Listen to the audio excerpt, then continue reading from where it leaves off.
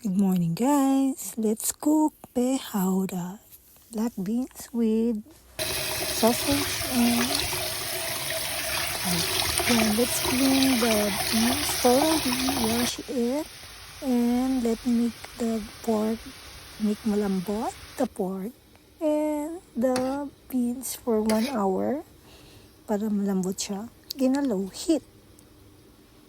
Yan, ganyan siya. And that's the texture. Malambot na siya.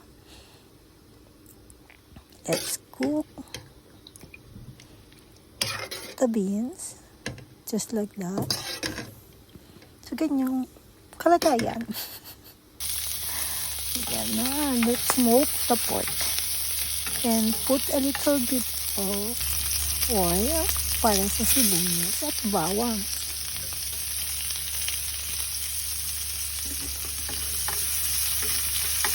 Mix lang, konti.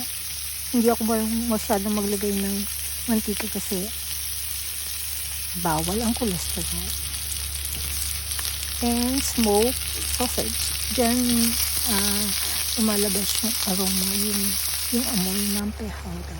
And put the laurel and the oregano. Bakit may laurel? Ng tiyan niya para hindi ka yun na yun. Mag-bloat ang iyong tiyan. And that's it. Mix the ingredients to the beans. Ayan, palambutin pa nating maigi. Yung medyo naglalagkit-lagkit. Yung medyo naghihiwalay na yung beans doon sa kanyang balat. Paborito to ng syempre. And that's for today, club. Bye!